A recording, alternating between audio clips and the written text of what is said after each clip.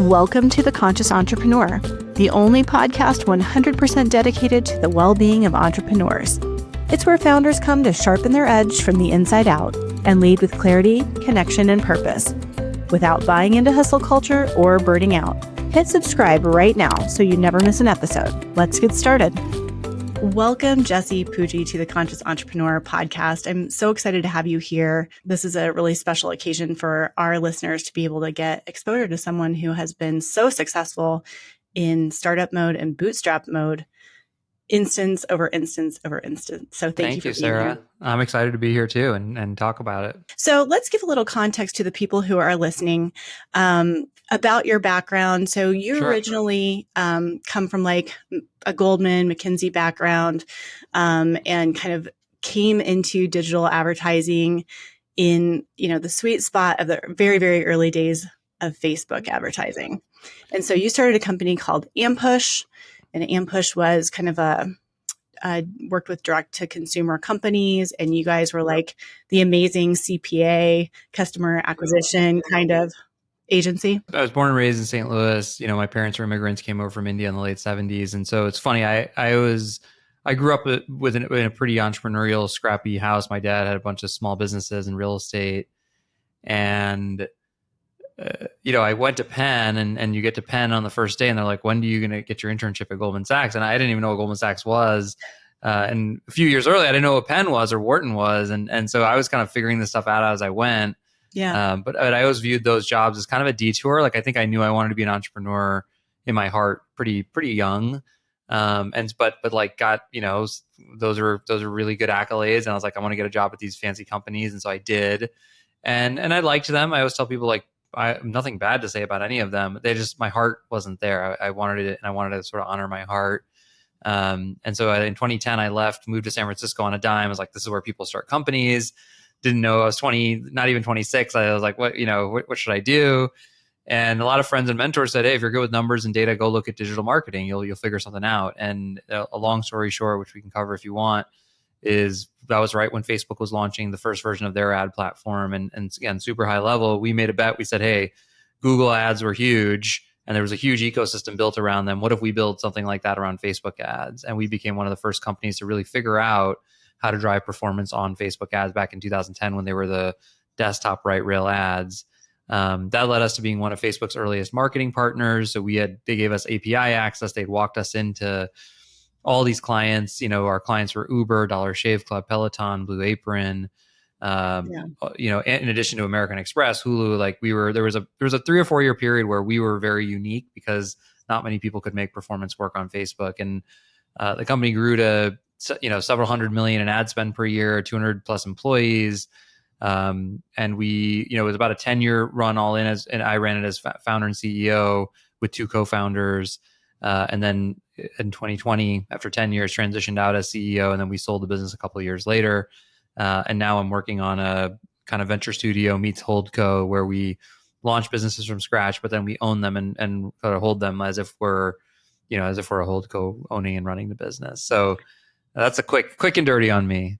Yeah. And that's called Gateway X for our listeners. We'll obviously put links to all of these things, but what you learned at, McKinsey and Goldman was certainly very formative in terms of your approach to how to run a company that was very KPI driven, excellence and performance, because while you were there in the early days, nothing substitutes, results. And especially in the space that you're in, it's all performance marketing. It's know your numbers. It's how are you moving the needle? How are you optimizing what happens next? And so you really were very capable of building an incredible team that, was at the forefront of performance marketing in that space. I'm assuming a lot of the things that you learned there have now informed the decisions that you're making in what you take bets on with Gateway X. Yeah. I think, a couple different things there. One was the best thing that working at those firms did for me was I didn't know better, right? You're 22 years old. You just know whatever you see, you assume is the way things work. So when your first job is at McKinsey and Company, everybody's smart. The amount of effort they put into recruiting and talent is insane, right? I mean, to give you an example, when I got an offer as an analyst at McKinsey, 22 years old, they sent me my favorite book. They figured out my favorite book. They sent me a ticket to come up to New York to visit with their office, and they made time with senior partners to meet me.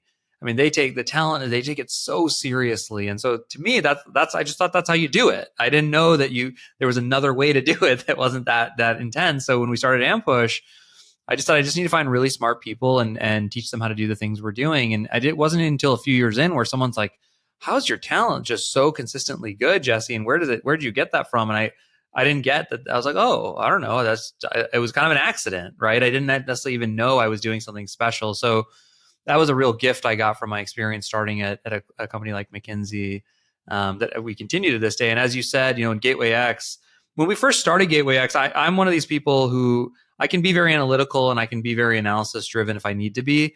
But as an entrepreneur, I like to jump in, and then, I think you get the best data by doing stuff. And when you do stuff, then you figure out what's going on. So when we first started Gateway X, we started every kind of company. We started a e-commerce business. We started a more services oriented business. We started a SaaS business.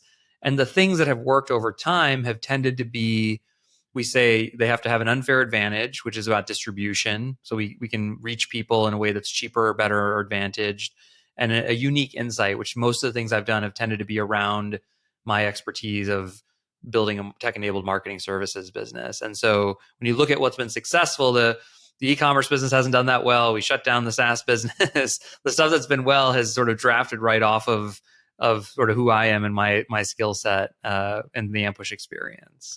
Which I would also call an unfair advantage. Like when I do look at your companies, and I want to talk about them a little bit in more detail, I do see that you've been able to leverage, right place, right time. Talent met opportunity, though, right? And then you've been able to take, the relationships you built from Ampush and your personal network, which you obviously have created a vast personal network, but also one that, there's real value exchanged. So you are giving a lot in your professional space and in your network. And so you're able then to take from that network as well. And you've used those relationships and leveraged them into some of the companies that you've built in Gateway X. One of the things that I've noticed, and I'd love to learn a little bit more about, is your model.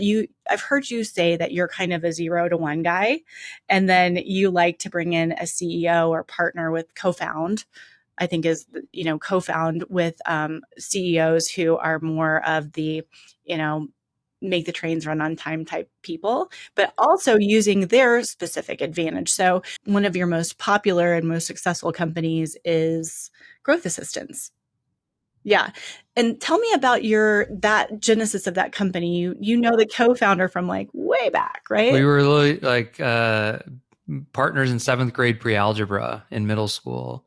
It's been a fun, and her and I were really close friends throughout high school, and through college. We would see each other maybe a couple times a year after we became adults, and she went off to work at a trading firm in Chicago and basically ran a lot of their recruiting, HR, and operations. So she built several 100-person teams and of analysts hiring from different places to build up this talent function. And I was her entrepreneur friend, right? Her friend who had gone off to start a business at a young age. And at Ampush, one of the things we had built when you talk about unfair advantages is, and it's actually, again, funny, kind of ties back to McKinsey. At McKinsey, there is this group called VGI. There's 2 groups inside of McKinsey. One's called VGI, which stands for Visual Graphics India. The other one is called R&I, which is Research and Information. And these are global teams. So they're offshore global teams. And if you need to get your slides done and it's 10 o'clock at night, you could either stay till 2 a.m. and get all your slides done, or you can send these guys a bunch of write out notes, and they'll actually do the deck for you overnight. And the joke about me as a 22-year-old was I was the most resourceful analyst that the partners I worked with had ever seen. They're like, "Jesse, you're amazing at using these global resources. Like, we've never seen someone so resourceful." Because I was late. I was like kind of lazy, and I was like, "Well, I want to go to dinner at 8 o'clock, and I'm going to get my slides done by the guys over at VGI." So when I started Ampush, you got to go back to a time when you had to make every ad in the Facebook interface one by one. There was no bulk uploads. There was no APIs. And I did it for maybe one day, and I go, there's no way I'm doing that. Let me find someone, let me get a global person, and I'm going to send them a spreadsheet, and they're going to sit in the interface one by one and enter the ads for me. And so over time, that one person became over 50 people by the time we sold the company, and things like reporting, creative iterations, administrative related things, outreach. We took all of those functional areas and we had someone who was doing global talent, and our clients immediately said, hey, you guys are really productive. You get a lot done really fast. And I started realizing that. And so, for Growth Assistant, I invested in a bunch of D2C startups after our first kind of exit of Ampush. We sold a little bit of the company and got some cash. And I was like, oh, let me invest in the next Dollar Shave Club. And so I wrote, 10 checks, let's say, and I would meet with their marketing teams regularly to just be the expert. And the thing I kept noticing was they were all not getting a lot of work done. And I was like, what's happening here? Why, how come 3 of you are not as productive as 3 of my employees at Ampush?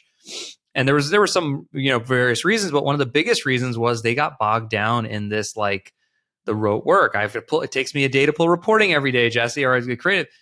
And I was like, how come no one's doing, like, how come there's no business that does this? Like, high quality global marketing talent. It's happened in software engineering. It's happened in customer service. And that was kind of the inspiration for Growth Assistant. And so then take you back to the scene 4 years ago, I'm catching up with Adrienne. She's in a career transition. She says, I want to be an entrepreneur. She's telling me she's going to open up a franchise daycare. She's walking me through the numbers.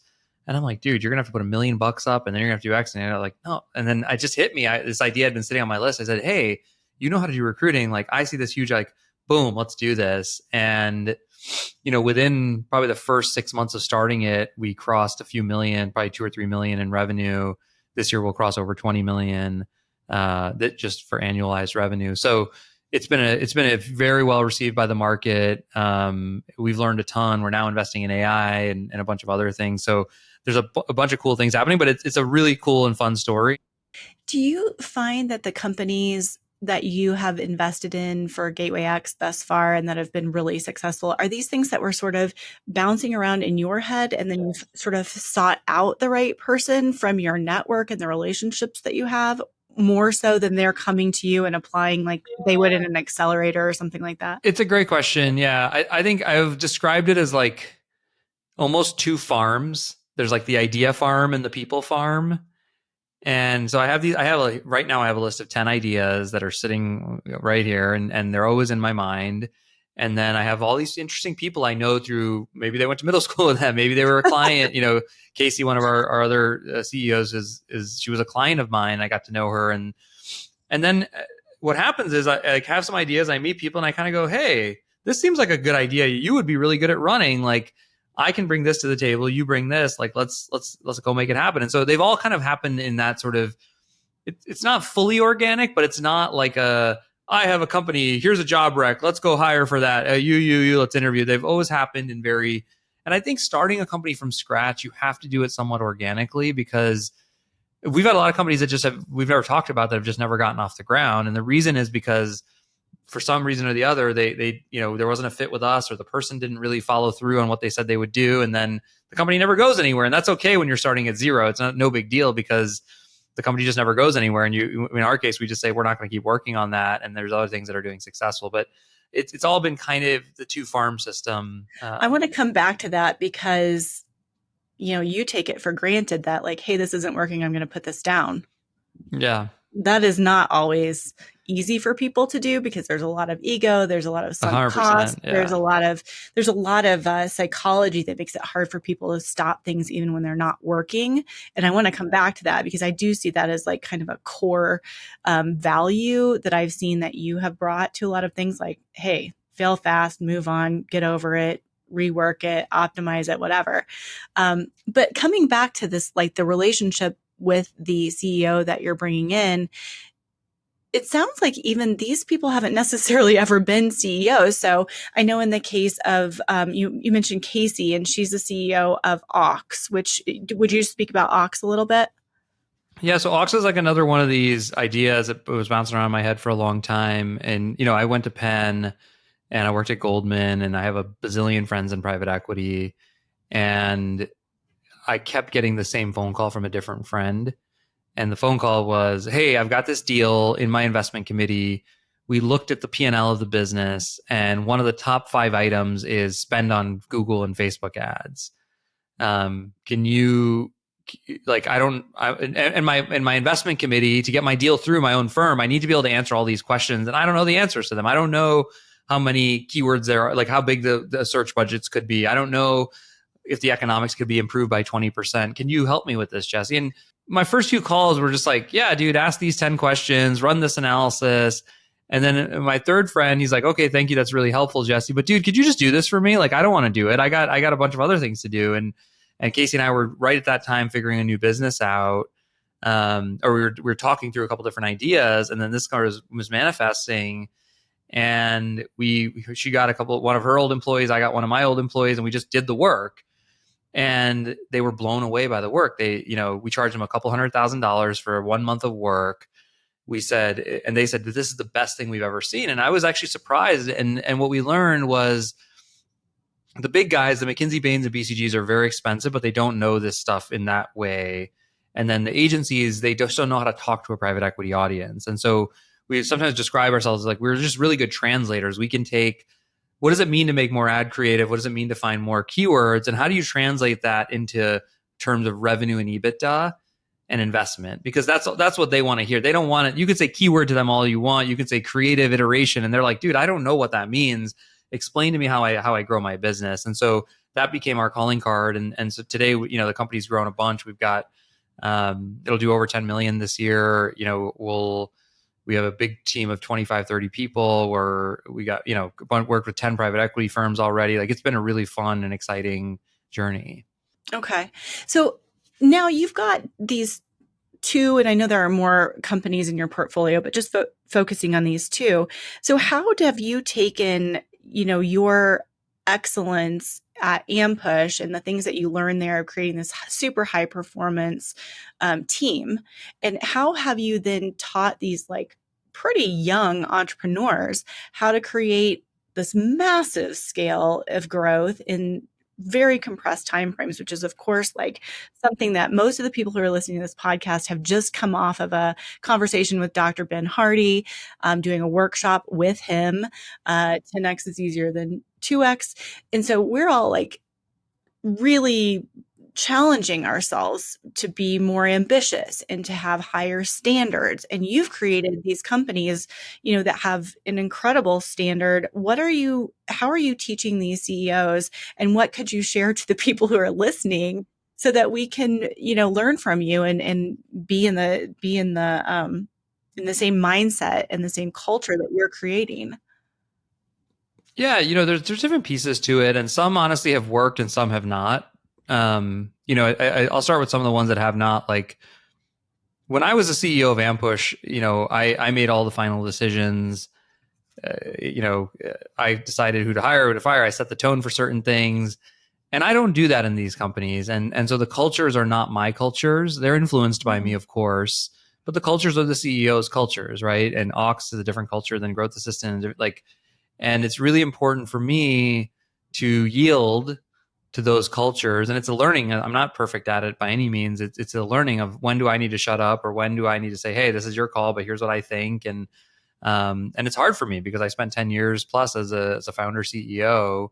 And I'm heavily involved in the businesses. So it's not like they're random, and it's not a typical investor relationship. I'm a co-founder, right? I'm building the business with them. So I think recognizing that it's their culture, I think, is really important, and even helping them recognize their own zones of genius and where they're great, and then playing into those, like, is really, really important so that they can be the best versions of themselves. So that there's some things really important, I think, for anyone listening I think oftentimes we try to be someone we're not, and the best strengths come in when we know who we are really well and we lean into the things we're great at. So, as an example, people ask me about social content all the time because, oh, Jesse, you're all on Twitter and LinkedIn. And, I like storytelling, and I like writing, and I like being helpful to people, and I like to coach and teach. And so it's very natural for me. And they go, does it get you a lot of leads? I'm like, yeah, it does get me a lot of leads. But if I did it for that reason, I don't think it would be successful, because if I didn't enjoy it, if I didn't think it was something fun. So I think there's something to be said about knowing yourself well and really leaning into your own strengths and your own that's kind of a broad statement. Some of the other things that we spend a lot of time on, the things that have done the best, and it's somewhat not surprising, is like, I think most founders under focus on sales and distribution generally. There's a famous adage on Twitter, and there's like first time founders focus on product, second time founders focus on distribution. So a lot of first time founders they're stuck in their heads about what they've got. They're afraid to talk to people about it. And one of the, like, our CEOs can do a lot with the business because I'm just out there selling and marketing, ringing the bell all the time for them. So anyone listening, you're probably under focused on selling, get more meetings, run more ads, like send more emails, like that stuff really, really matters, because when revenue's coming in the door, you can resolve a lot of other issues. you lived another day, you grow faster, you can hire more people. Like, if you don't have revenue coming in the door, it really hamstrings your ability to do anything. And I've seen that over and over again, which is like the businesses where we're able to get distribution cracked early and bring revenue in, really, they have far less stress and they're just easier to do than the ones that don't. And then on the talent front, in terms of bringing that talent, I think the easiest thing I've done, and it's funny, every now and again on Twitter, just to rile people up, I'll say, you know what, I think where you went to college matters. And I think your GPA matters. And I think if you worked at a great company, that matters. And people because there's this big narrative of like, oh, it doesn't matter. It doesn't matter. It doesn't matter. And, what I would say is, like, sure, you can be very successful with it, having had a 2.0 GPA at a bad school and have never worked at a great, yes, that's possible. For every one of those people, there's hundreds of thousands who are struggling, who didn't, and the truth of it is that on average, the people who did go to a top college, who did have a high GPA, like, and I was debating this with someone the other day. I said, if you have a high GPA at a good college, it means you can like manage your time well, you can prioritize, you have a high achievement orientation. Like, it tells me a lot. You can argue that person might be academic or whatever, but what I've done with the companies on my side is introduce people to that talent. And the second you catch hold of that talent, you go, oh my God, these people are a whole nother level. And it doesn't take much for any of my CEOs to see someone like that, recognize how much better they are than maybe what their bar was, and quickly realize. So some of that's just by, it's sort of showing them what I learned at McKinsey, which is like, wow, there's a whole nother level of talent you're not aware of. And once you're aware of it, you can't unsee it. Like, it's really hard to go back once you've seen someone who's proactive and someone who takes a lot of ownership and someone who, is thoughtful about their analysis and rigorous. Like, it's just hard to go back once even if you didn't work at a place like McKinsey, it's hard to go back to someone who's not like that. I think it's such a simple thing to say, but kind of a hard thing to do, is to really, really exercise some discretion and have an incredibly high standard for who you hire. And maybe I think sometimes in startup culture and bootstrapped culture, people are trying to save money in the wrong places, and they're not willing to spend on talent, and that actually, I think, is a big mistake, one I've certainly made Huge myself. one. Yeah. Well, So, I tell this to Adrian a lot. Adrian is a stickler for the penny sometimes, and I, the actual cost difference between someone you pay 130 grand and 170 grand, right? People go, oh, yeah, 125 versus 175. Like, it's $4,000 a month. That's the difference. So and typically, 175K, of course, you don't want to hire 175K because they're not good. But if you hire someone, they're not going to be just 50% better. They're typically 3 times better, right? And so I think it really is important. And we all make that mistake that you said. We all get cheap on the margin with talent, and think, oh, this person's good enough for the job or whatever. And I think most small companies should not do that. There's probably a size you get to where you can get away with that, but I think by and large you should avoid that. hire the best. And once you get exposure to one of them, you'll never unsee it. Like, you just can't. You'll recognize it. And oftentimes when things are going wrong in a company, for me, one of my classic questions for the CEOs is like, what would it look like if so and so, like someone from another department, were in charge of this problem? Right? And the person goes, oh man, they would have told me about it a month ago. They probably would have had all these things handled. And I go, oh, so really it's the person. Well, every problem is effectively a people problem, right? I talked to a friend of mine who worked at Rocket Internet, And Rocket's very famous for launching HelloFresh and a bunch of these, that German hardcore accelerator startup thing. And I asked him a question. I said, "What's a thing that nobody talks about Rocket that you think makes it really successful, and like you just wouldn't have expected it?" And his answer was delivered. It was redundancy.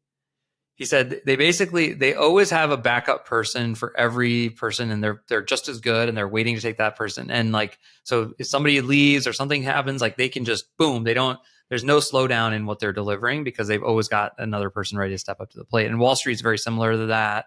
McKinsey is very similar to that. Like the top performance organizations always think about lots of redundancy in the business. Yeah, and I think that one of the things that allows that to happen is creating businesses that grow fast but are also profitable, so that you can make investments in really smart people and redundancy and operational rigor, so that you have things well defined. There are processes that everyone follows. There are KPIs that show every role and what they're responsible for, and so it's easy to know what success looks like. These are things that I have seen in you, just some of the different occasions we've had to know each other. And I do think that, that those kinds of operational efficiencies and demanding kind of qualities in your companies, I can't imagine that that isn't coming heavily from you. In my experience, there's a few things that you can, if you nail those things at the high level, they trickle down into the organization. So great talent is one, right? Again, once you see great talent, you can't, you really, it's hard to settle for anything less than it because you know it exists, and it's just an awareness thing, right? And then profitability is another one, which is once you've made money in the company, it's very rare for a company to go from profitable to unprofitable. Their third principle is probably something around, we're running at our own pace. So we don't have to hit some arbitrary, a lot of startups run on, we got to hit this number to go raise the next round, or we got to hit this number to get this thing unlocked. And you start doing things for the wrong reasons. And I'm like, let's build a great business. And like, if it takes us 7 years to build it, fine. If it takes us 10 years, fine. Like, who cares, right? Like, let's just go build a great business that we enjoy running, that makes money, that like solves a customer's problem. And so I think that's another philosophy that trickles down, and everyone's kind of like, yeah, why am I, why don't we just run a great business? Well, and I think one of the things that I've learned from you, or you've emphasized to me, is really about, really understanding those one or two things that the operator really needs to focus on, and that these are, everything else is sort of a distraction, or like optimizing things that shouldn't exist anyway. There's no bigger waste of time than optimizing things that shouldn't even exist. Totally. So that could be services, or that could be, projects, or whatever is distracting you from the most important things. And as you've said, sales and distribution, really in an early stage company, may be the most important thing that you can figure out, because that gives you the runway to solve other problems. There's a lot of ways to skin that cat. Like, you can get one big customer who funds a lot of the beginning things for you because you're delivering a good service, and you use some of the profits to invest in yourself and getting more customers. But I think that maybe that's another philosophy that does trickle down, which is like getting revenue, getting distribution in the door. It will solve a lot of problems for us. Let our customers be our investors. That's what we used to say at Ampush. Oh, I like that. Our customers are our investors, and everyone's like, ooh, that sounds nice. But that's the truth. Like, and that's true for all of the, I put a little bit of cash in each of the businesses, but very little just to kind of get up and running. But then really the customers are the investors. Right. You're using your own money to grow the company with the profits that you're generating. I mean, that's a great fundamental, bootstrap mentality. And then one thing that we talked about briefly, but I want to go back to before I ask you my next question, is how do you have the guts to make the calls and say, I'm killing this? It's like keep and kill is a really important skill set of a visionary, even maybe more so than I think like an operator, or visionaries get emotional. Yeah, it's hard. Yeah, I get emotional too. Honestly, I don't. I'm super optimistic. I believe in myself, so I think I can, with enough time or whatever, I can solve any problem. you have to create kind of mind hacks, honestly, is the answer. And, one of my favorite ones is just to time box something. Mm-hmm. And I just kind of go, hey, if I don't get it figured out by, by this date, I can't keep justifying the reasons, because you can always come up with, oh, it didn't work this time because I hired the wrong person, or it didn't work this time because we didn't get to this on time. And it's like, at some point you have to accept that the thing isn't working. And it doesn't matter why. It's just, you got to stop it. Your You got time to is better spent elsewhere. elsewhere, right? And so I think the time box has been my most valuable one. The riffs on that sometimes are money box or metric box, right? So money box is just, I'll put a certain amount of money at this, and if it doesn't work, then I'm out. Like, I can't keep doing it. And metric box is like, if we don't get to this metric, then I just got to say no to it. So I am very guilty of all those things, of the emotional ups and downs, of thinking my ideas are genius, of wanting to chase them. The 3 rules, though. So time, money, metrics, right? And then what I would add to that conversation is I find it's a lot easier to make decisions ahead of time. And so make those boundaries for yourself before you're there, because when you find yourself there, all those emotions kick in and all of the head trash starts coming up. Yeah, and I definitely do that, which is like, let's write this down. Let's have this date. We're going to put it in the calendar, and we're going to just put a calendar invite that says April 1st, or for next quarter it's like October 1st. These are the metrics, or this is where we need to be. And if we're not there, like, we are, and one other thing I would add, by the way, is like, they're shutting something down. There's a few different versions of iteration.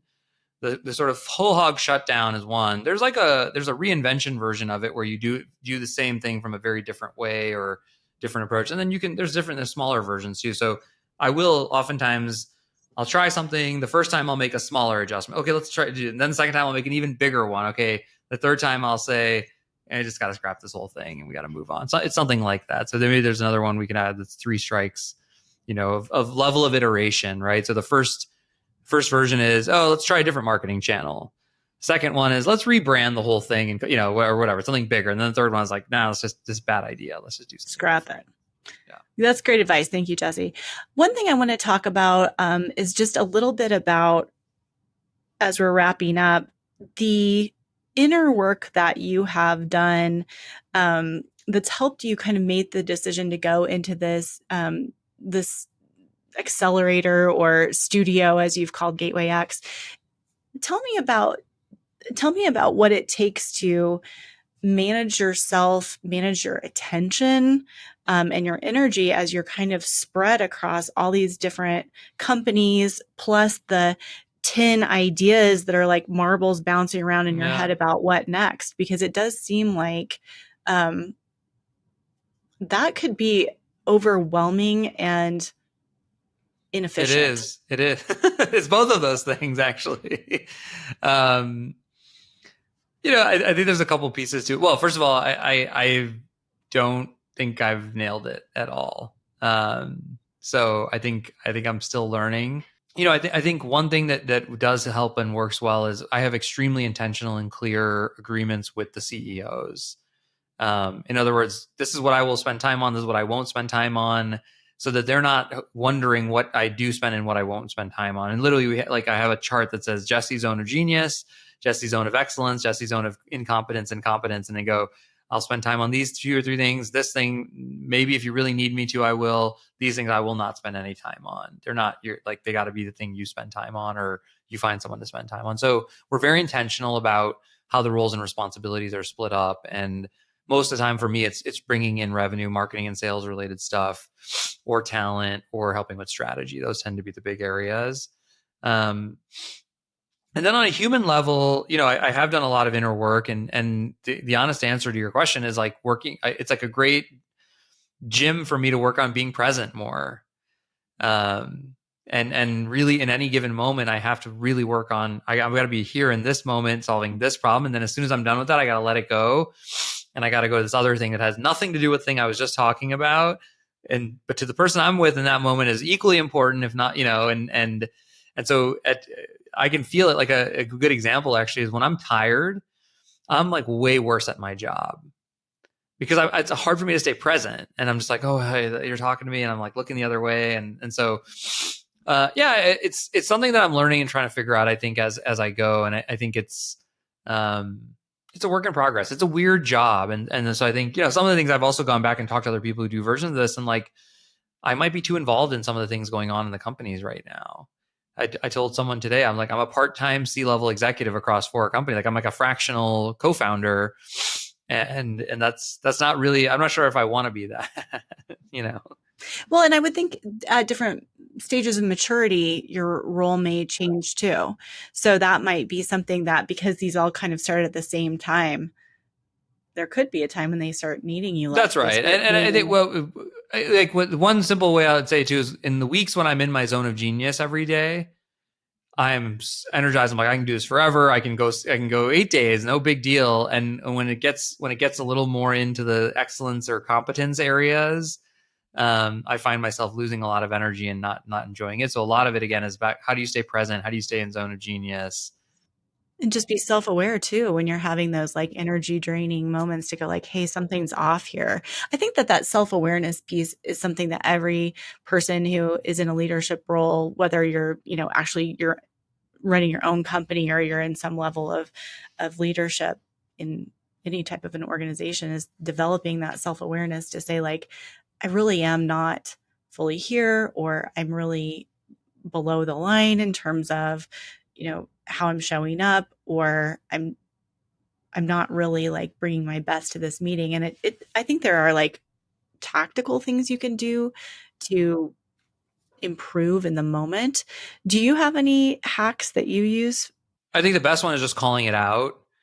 Like, oh, I'm feeling a little tired. I'm feeling a little sad. I'm feeling a little nervous. Like just saying that out loud, I think helps you and everyone else calibrate. Um, I think the other one is breathing, noticing my breath, or even like we'll start off meetings sometimes and just spend a minute and let everybody get present. And we'll just kind of say, close your eyes, or either do it yourself, or I'll just quickly say, hey, everyone, let's just take like 2 or 3 deep breaths. Let's kind of like shake our bodies and let's just arrive here so we can be focused here. Um, those are probably the big ones. Those are good. Absolutely. I think those are good practices that we can incorporate for sure. And, really, I was curious, you've had some work with one of your coaches, Dave Cashin. Tell me about, one of the things that I've learned through being around really amazing, successful entrepreneurs is how much they invest in themselves and in coaching. And I would love to learn what your experience has been in that space. I mean, nothing for me, two things in my life have driven the most personal development. One is being a parent, and the second is being an entrepreneur. Yeah, yeah, I agree with both of those. And I think getting coaching has been being coached by Dave has been one of the most transformative things in my life. Like it's in the top 3 or 5. One of them being children, like starting a company probably is another one. But we could do a whole nother podcast episode on personal growth and coaching. I think I'll give you a quick anecdote because one of the people who worked at Bootstrap Giants, she was trying to get a sense. She goes, "Can you estimate how many hours you've spent learning and practicing conscious leadership? Whether it's teaching it into your companies, whether it's you individually doing an exercise, whether it's coaching time with Dave." And I had never done the math, and the math was like I think it was 2 to 4 thousand hours. Wow. And it's been 7 years. She goes, oh, did you know that, Jesse? That's the equivalent of a bachelor's degree. And so I was like, oh, that's a good point. Like I didn't think about that, but yeah, I mean, I think I probably spend at least 5 hours a week, 5 to 10, and depending on who you talk to, my wife, like, because I'm talking about it a lot and I'm talking with it, like, but I'd say 5 really concentrated hours and maybe another 10 within the companies that like doing things that are related to personal growth and development. And that might be reading a book, that might be a specific exercise, that might be coaching, either being coached or coaching someone. So it's a huge part of me and what I do, and I love it. It's energizing, but I'm also constantly growing and learning and seeing different things.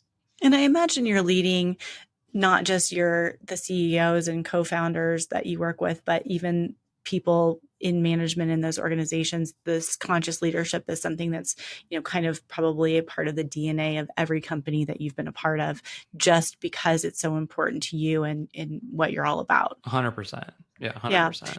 And so you just really can't underestimate the value of doing that work. And, if you don't have a ton of money to spend on coaching, at least reading, at least thinking about these things and becoming aware of why it matters and how it is an investment in the success of your company.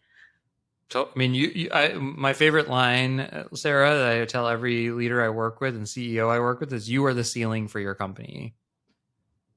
So if you raise yourself, the company will raise with you. If you stay, you're going to be the ceiling. The company's never going to outgrow you as the leader, as the founder, right?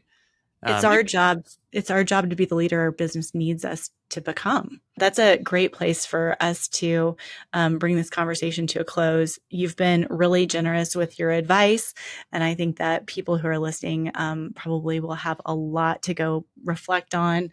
Grab the book. Yes. That's a great book too. If you haven't thought about conscious leadership, that book is the place to start. We'll link it in the show notes. But thank you very much, Jesse, for sharing all of your thoughts with us today. Thank you for having me on, Sarah. Thanks for watching The Conscious Entrepreneur.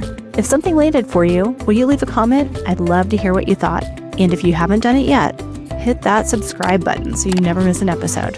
Thanks so much, and I'll meet you here next week.